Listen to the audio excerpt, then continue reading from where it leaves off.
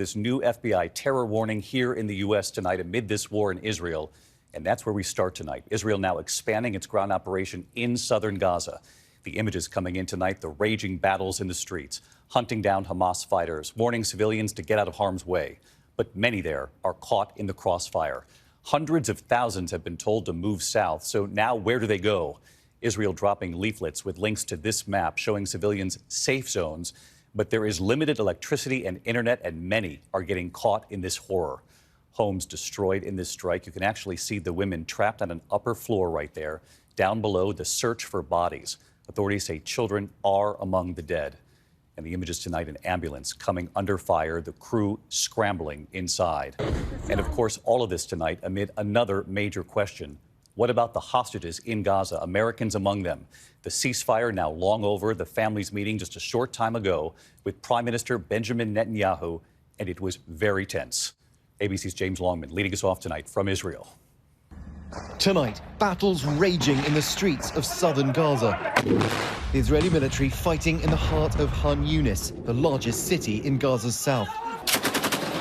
Hundreds of thousands of Palestinians have fled here for safety. This video shows the moment an ambulance was caught in the crossfire. And here, moments after another strike nearby, panic and confusion, a desperate search for survivors, children pulled from the rubble. More than 16,000 Palestinians killed, according to the Hamas-run health ministry. We're in an artillery position about 2 miles away from Gaza. The focus of this operation is now shifting from the north to the south. But that was where Palestinians were told to go for safety. Now, they've got nowhere to go. Israel dropping leaflets in southern Gaza with links to these maps, which they say show which neighborhoods are safe from the fighting.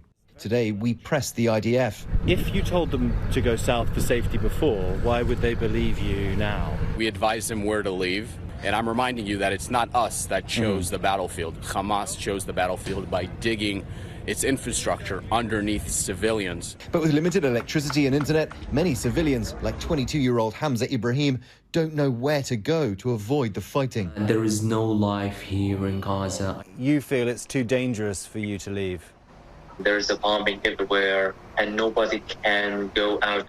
And in Israel tonight, the Israeli government vowing to fight until their victory. Where the hell are you? Prime Minister Benjamin Netanyahu voicing outrage at what he says is the silence from the international community over the alleged sexual violence committed by Hamas during the October 7th attack. I expect all civilized leaders, governments, nations to speak up against this atrocity. President Biden today condemning Hamas, saying, quote, "The world can't just look away at what's going on. It's on all of us to forcibly condemn the sexual violence of Hamas terrorists without equivocation." Tonight, the fate of more than 130 hostages, including Americans, unknown. But just days after 5-year-old Amelia Aloni was freed by Hamas and back in her mother's arms, this moment. Amelia returning to school today, her classmates waiting on the steps, all wanting to give her a hug. One sliver of hope from the war zone tonight. And James Longman back with us live from Tel Aviv. And James, it's been 60 days now since the Hamas terror attack in Israel. 60 days, of course, holding those hostages, including Americans. Tonight, we see these images of fierce fighting you've just reported from southern Gaza, the ceasefire long over. What are you learning about the hostages and the families and this meeting late today with Benjamin Netanyahu? Yeah, there was a very tense meeting, David, between Prime Minister Netanyahu and the families of the hostages. According to local reports, he told them that there was no possibility of bringing their loved ones home anytime soon. Some of those present even shouting at the Prime Minister, asking him to restart the negotiations as soon as possible. David. All right, James Longman leading us off tonight in Tel Aviv. James, thank you. Hi, everyone. George Stephanopoulos here. Thanks for checking out the ABC News YouTube channel. If you'd like to get more videos, show highlights, and watch live event coverage, click on the right over here to subscribe to our channel. And don't forget to download the ABC News app for breaking news alerts. Thanks for watching.